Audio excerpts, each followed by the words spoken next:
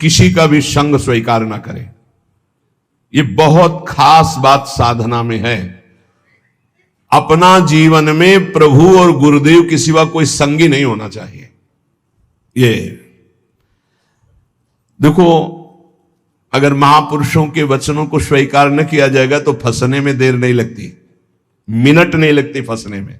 Minute कहने में देर लगती, फंसने में देर नहीं लगती। इस भोगों का राग, संपत्ति का राग, पद का राग, ये सब संग के अंतर्गत आता है। संग का मतलब किसी व्यक्ति से ही नहीं है, व्यक्ति, वस्तु, स्थान सबसे है। ज्ञान का वर्णन कर लेना और स्थिति में रहना बहुत कठिन बात है, बहुत कठिन बात है, बहुत कठिन बात। पूज्यपाद सिवड़िया बाबा जी महाराज जब गंगा किनारे भ्रमण करते थे तो कानपुर के आगे एक स्थान पर योग वाशिष्ठ का प्रवचन कर रहे थे। ऐसा आत्मज्ञान का वर्णन कर रहे थे, बाबा को पूरा लगा कि ये बोधवान पुरुष है। 3 दिन तक प्रवचन नीचे बैठ के सुना, फिर पीछे गए और एकांत में उनसे मिले और कहा, मैं केवल एक शब्द पूछना चाहता हूं, आपको आत्मबोध है? तो उनका, आप हमारे आश्रम गुरु हैं। सन्यासी गृहस्थ का आश्रम गुरु होता है, आपसे मिथ्या भाषण महापाप होगा, इसलिए प्रभु मैं वाक्पटु हूं, विद्वान हूं, शास्त्रों का सम्यक ज्ञान है, लेकिन तत्वबोध नहीं है। उनका बस मुझे इतना ही बाबा ने अपने अनुभूति में, शास्त्र का ज्ञान होना एक अलग विषय है और तत्वबोध होना एक अलग विषय है। यहां परम अवधूत दत्तात्रेय भगवान कह रहे, यदि तुम्हें तत्वबोध प्राप्त करना, भगवत प्राप्ति करनी है, देखो, अगर आप सोचो कि मैं प्रेम मार्ग का हूं, मुझे तत्वबोध से क्या मतलब है, तो सर्वान वस्तुतया निरीक्ष, ये तत्वबोध ही ध्यान रखना। ये क्रूरा अपिपापिनो न च सताम संभाष्य दृश्या से सर्वान वस्तुतया निरीक्ष, परम स्वाराध्य बुद्धिर्मम, सब में, पापी में, पुण्यात्मा में, सब में एक मेरे आराध्य देव, ये तत्वबोध ही है। बोले त्यक्त संगो, त्यक्त संगो, त्यक्त संगो का मतलब केवल बाहरी व्यक्ति नहीं है, वस्तु है, स्थान है, पद है, प्रतिष्ठा है, संपत्ति है, ये बाहरी है। केवल इतना ही नहीं, अंदर की वृत्ति है, अंदर की मान्यता है, अंदर का अहम है, अंदर के विचार हैं, उनसे भी असंग रहना है। त्यक्त संगो, वो जित संग दोषा, अंदर और बाहर से, तब वो परम पद का अधिकारी हो। समझ लीजिए बहुत ध्यान से, शायद ये समझ पाना कठिन है, क्योंकि बाहरी कुसंग नहीं त्याग पा रहे, फिर बाहरी संग की बात क्या, फिर अंतर के संग की बात क्या। अंतर के अहम का त्याग, अंतर के विचार का त्याग, अंतर की वृत्ति से असंग, अंतर की वृत्ति से असंग, वो जीवन मुक्त महापुरुष होता है। अंतर की वृत्ति से भी असंग, साक्षी, दृष्टा मात्र। आगे चलकर समझ में आएगा। त्यक्त संगो, अगर भगवत प्राप्ति करनी तो ये सूत्र बहुत अमृत है। किसी भी दृश्य, किसी भी व्यक्ति, किसी भी वस्तु, किसी भी पद, किसी भी वृत्ति, किसी भी विचार, किसी कहीं भी नहीं, हर समय साक्षी, निर्लेप, असंग, तब वो परम पद का अधिकारी। वही प्रिया जो मुस्कुरा के दे देती है, इसलिए अलवेली सरकार है। जित क्रोधो, पहले त्यक्त संगो, फिर जित क्रोधो, किसी भी परिस्थिति में क्रोध ना आने पावे। कभी कभी हम अपने दोषों को गुण मान करके प्रकाशित करते हैं कि कोई क्रोध नहीं है। अगर गलती को गलती नहीं मानोगे तो अक्रोध स्थिति को कभी प्राप्त नहीं होगे। क्रोध तब आता है जब हमारी कामना के विरुद्ध कोई चेष्टा होती है, पक्का, और क्रोध की सत्ता ही नहीं, हमारी चाहत ही ना हो। भगवान बोलवा रहे, बोल दिए, भगवान कह रहे ऐसे चलो, ऐसे चलो, वो हम बता दिए, अब ना चलो, आपकी मर्जी। क्रोध नहीं आना चाहिए। भारी से भारी विपरीत परिस्थिति में भी क्रोध नहीं आना चाहिए। ये कब होगा? जब सामने हम प्रभु देखते हैं। हमें तभी क्रोध आता है जब हमारी चाहत के विपरीत क्रिया होती है और हमारे चिंतन के विपरीत चिंतन होता है। आ गया क्रोध, आ गया क्रोध, शुरुआत हो गई। अब अभद्र शब्द, दुरुक्ति, दुरुक्ति माने गाली, ये पहचान है कि क्रोध देवता पधार चुके हैं। और सीधे तप, पवित्रता, भजन, इसको चाटते हैं, वो इसको भस्म करते हैं। इसको लेते हैं क्रोध देवता। तुम्हारे तप को, तुम्हारी पवित्रता को, अंतःकरण की तुम्हारे साधन को चाट जाएंगे, कुछ अनुभव नहीं होगा। जब हमारा ये चिंतन गिरा कि सामने प्रभु नहीं, हमारी बात नहीं मानता, विपरीतता है, वही क्रोध आ जाएगा, अन्यथा आने का कोई भी रास्ता नहीं क्रोध के। जित क्रोध, यहां कह रहे जित क्रोध हो, भगवान अवधूत दत्तात्रेय जी, अगर उपासक को परम पद पे आरूढ़ होना है, दिव्य साधना संपन्न बनना है, तो क्रोध पर विजय प्राप्त, कभी गुस्सा नहीं आना चाहिए। वो कब होगा? हम व्यक्ति देखते हैं तब गुस्सा आता है। हम भगवत भाव करेंगे तो जलेगा हृदय पर, हम गुस्सा नहीं कर पाएंगे। हम चाहत करते हैं तब गुस्सा आता है। अगर हम चाहत को भगवान की इच्छा में छोड़ देते हैं तो गुस्सा नहीं आएगा। जोई जोई प्यारो करे, सोई मोई भावे। लगवा हारो, थोड़ा आहार करे। बिहारी देव जी पीछे जब वाणी में आया था कि भूख से जो ज्यादा पेट भरता है उसका भजन तो हो ही नहीं सकता। पक्का या अनुभव की बातें हैं। भूख से कम भोजन करने पर हमारी जो जीवनी शक्ति है कुछ पचाने में लगती है और कुछ से हम भजन कर लेते हैं। अगर भूखे हैं हम तो हमारा चिंतन बार बार खिंचता है भूख की तरफ।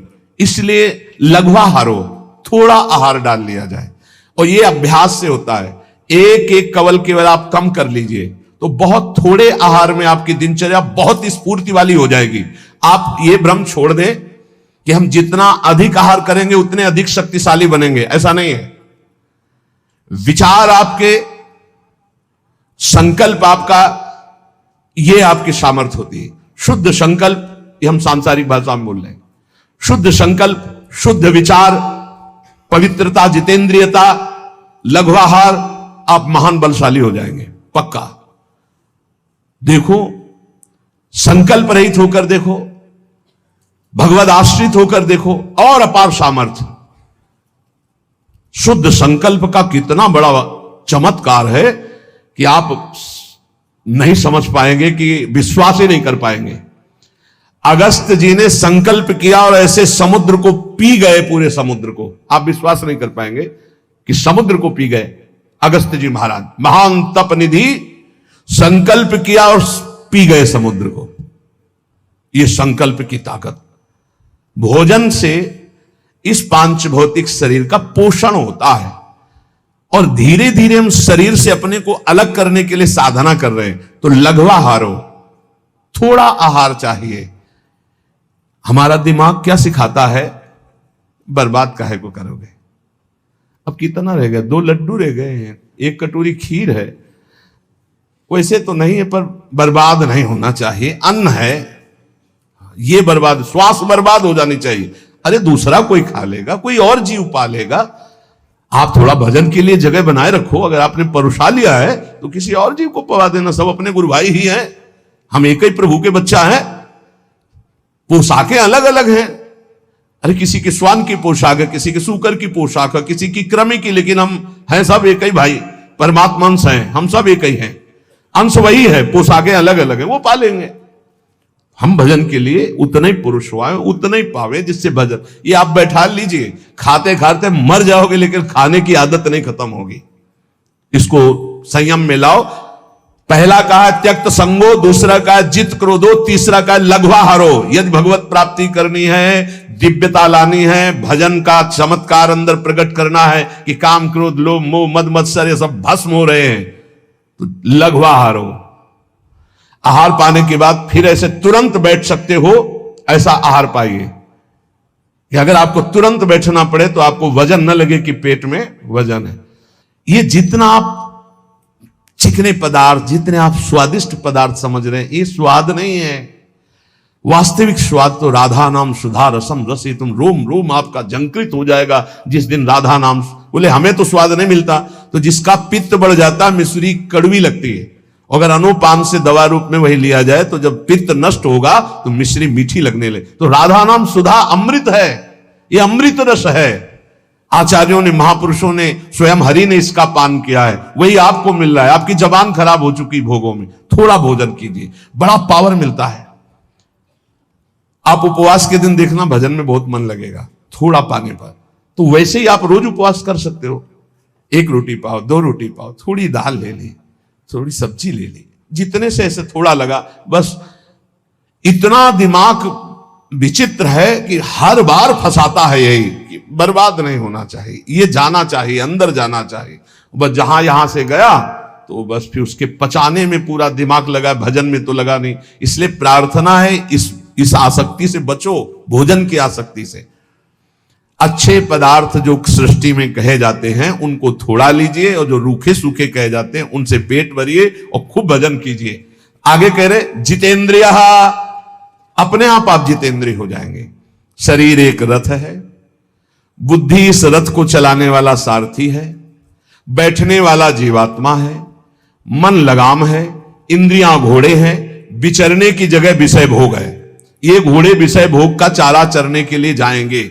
अगर मन रूपी लगाम को बुद्धि रूपी सारथी ने ठीक से खींचा नहीं तो ये खंडक में गिरा देंगे। और गिरे हुए बहुत फंसे हैं, और जीव इतना भोला बन चुका है कि गड्ढे में गिरा है फिर भी वो आनंदित है, वो उसी को सुख समझ रहा है, दुख को ही सुख समझकर। यही तो भगवान की विचित्र माया है। जिसे तुम सुख समझते हो वो सुख की छाया है, समझ पड़ती नहीं है गिरधर की माया है। भयानक दुख के अंतर में वो डूबा हुआ भयानक परिणामों को प्राप्त होगा, लेकिन उसमें सुख का अनुभव कर रहा है। त्यक्त संगो जित क्रोधो लघ्वाहारो, तो अपने आप जितेंद्रिय हो जाएंगे। देख लेना, घृणा हो जाएगी यार, घृणा। कौन सा ऐसा सुख है जो घृणा के योग्य ना हो? लौकिक बढ़िया से बढ़िया पदार्थ खाओ, तत्काल हम उसे वापस उलटते हैं, देखने लायक नहीं रह जाएगा। चिकनी चमड़ी केवल देखकर फंस रहे हैं, कुछ नहीं, पूरा जीवन बर्बाद हो जाता है। धर्म के लिए तो सेवन करने के लिए ठीक है, बकाया भगवत प्राप्ति के लिए जितेंद्रिय चलो, ठीक से चलो। पिधाय बुद्ध्या द्वाराणि मनो ध्याने निवेशयेत्, शून्ये स्वेवावकाके गुहासु च वनेषु च, नित्य युक्ता सदा योगी ध्यानम सम्यक उपक्रमेत। श्री दत्तात्रेय जी महाराज कह रहे हैं, बुद्धि को परमात्म चिंतन से इतनी बलवान बनाओ कि अपनी इंद्रियों के द्वारों से घसीट कर उसे भगवान में स्थित करो।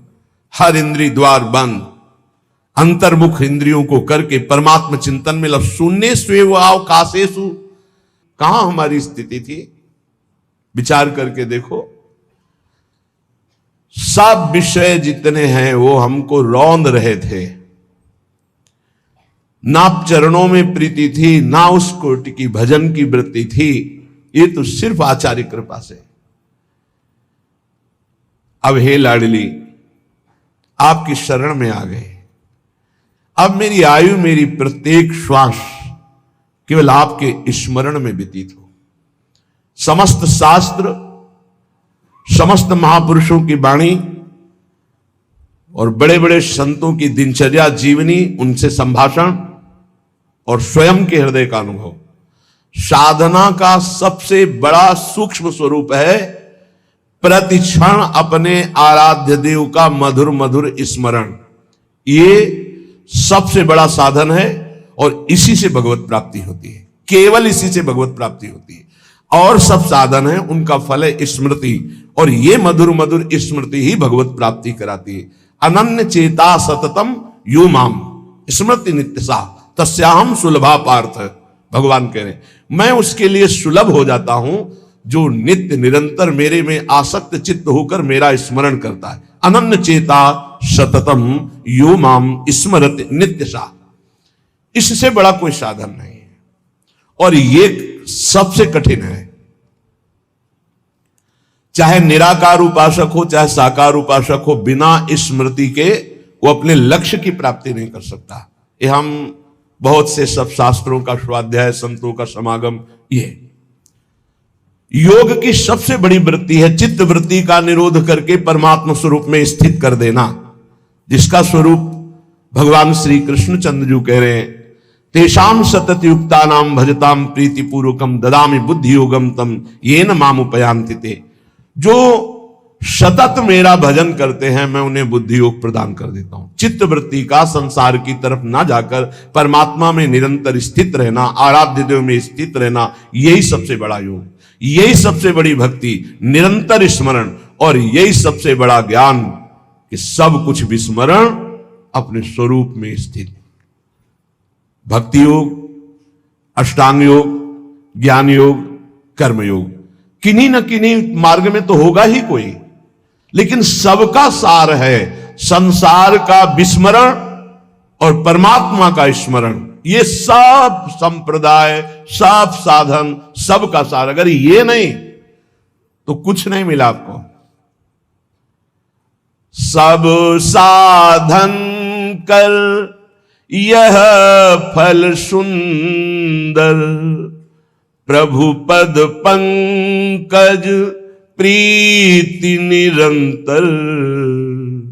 समस्त साधनाओं का ये परम सुंदर फल है कि अपने प्रभु के नाम में, रूप में, लीला में निरंतर स्थिति बनी रहे, अंतर रहित स्थिति बनी रहे।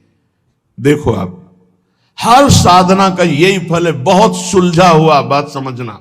सब कुछ हो रहा है, स्मृति नहीं है अंदर अखंड, खास बात नहीं। कुछ नहीं हो रहा, स्मृति चल रही है, सब कुछ हो गया। ये बात अच्छे से समझ लीजिएगा। जो स्मृति प्रधान है, स्मृतिवान है, वो विशेष कृपा पात्र है। प्रायः देहाभिमानी क्रियाओं पर, संख्या पर विशेष ध्यान देता है, स्मृति पर नहीं। कृपा पात्र स्मृति पर ध्यान देता है, क्रियाओं पर नहीं। क्रियाएं हो रही, स्मृति कहां है? देहाभिमानी क्रियाओं पर ध्यान, मैंने ये किया, मैं ये करूंगा, मैं ये कर सकता हूं। वो प्रगट क्रियाओं पर ध्यान देता है। जो कृपा पात्र होता है वो आंतरिक स्मृति पे, बाहर जो बन रहा है बहुत एकाग्रता पूर्वक बनेगा, क्योंकि वो एकाग्र है, स्मृतिवान है। स्मृतिवान ही ज्ञानी है, स्मृतिवान ही योगी है, स्मृतिवान ही वैरागी है, स्मृतिवान ही प्रेमी है, भक्त है। जो को स्मृति शून्य, कोई खास बात नहीं, कितनी भी बड़ी तपस्या हो, खास बात। ज्ञानी आत्मरति, भक्त इष्टरति, योगी स्वरूप में स्थित समाधिस्थ, उठते बैठते चलते फिरते। अगर यह समाधि नहीं प्राप्त है तो संप्रज्ञात समाधि, जो संकल्पित समाधि, उसका कोई महत्व नहीं। 8 घंटे समाधि, फिर बहिर्मुख बहिर्दशा में उठते बैठते चलते फिरते असंप्रज्ञात विचक्षणा समाधि, संकल्प रहित निरंतर परमात्म स्वरूप में स्थित, ये स्मृतिवान। हर उपासक स्मृति पर जोर दे। कोई इसमें मेहनत की बात नहीं है, इसमें महत्व की बात है।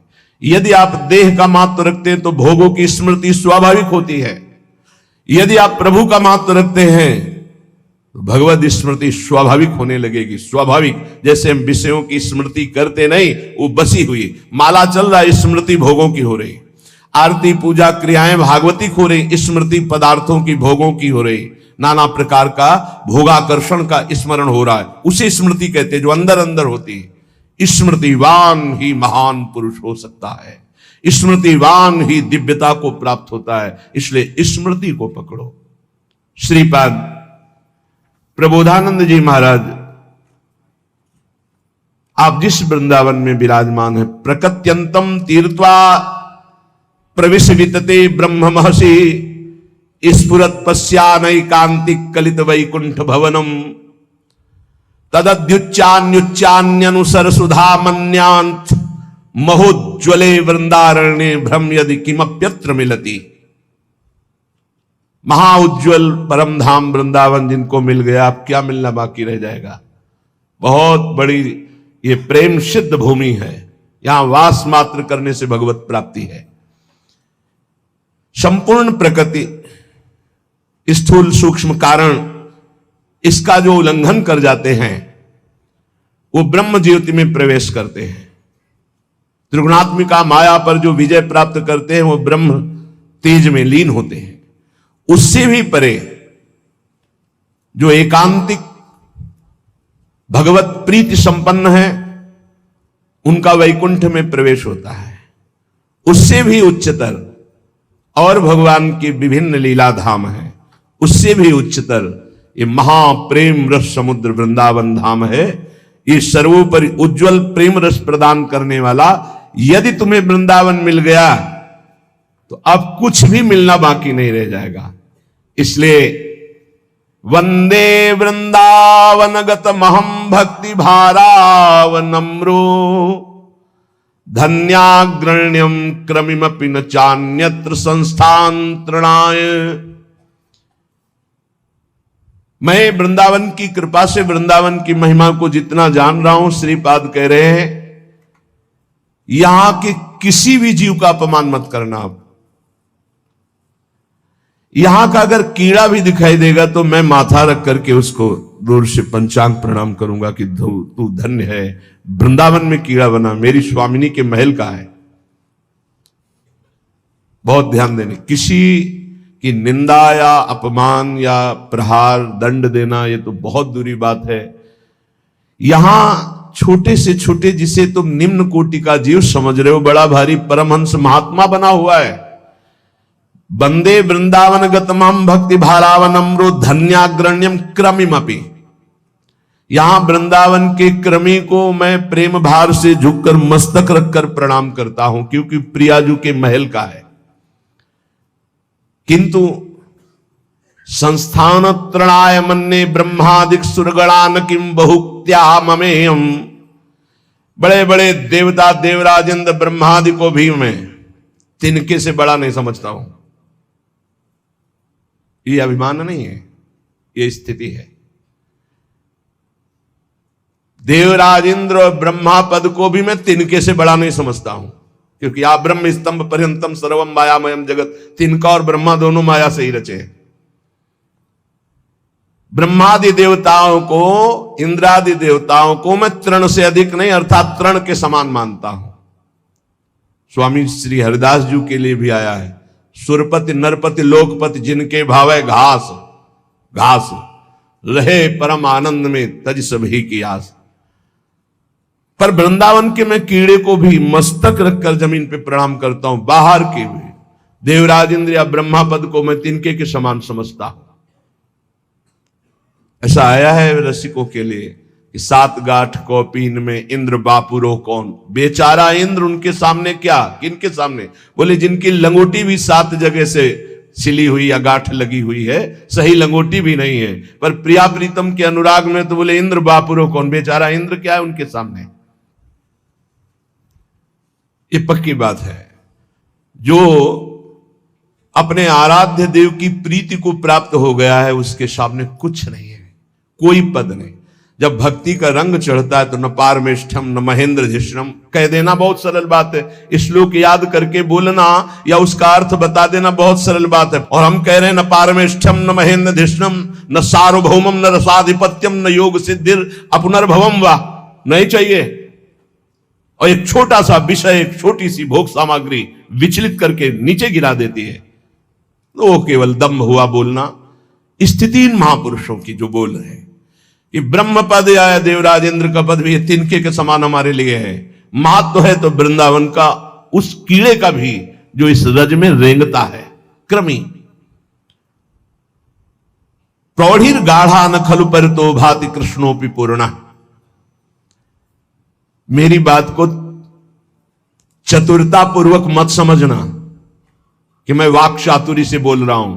पक्की बात समझना कि यदि वृंदावन के बाहर श्री कृष्ण भी खड़े हो तो मैं उनको देखने के लिए आंख नहीं उठाऊंगा। जैसा श्रीपाद कह रहे हैं ऐसे श्री भट्ट देवाचार्य जी भी कह रहे हैं। विपिन राज सीमा के बाहर हरिहु को न निहार रे मन वृंदा विपिन।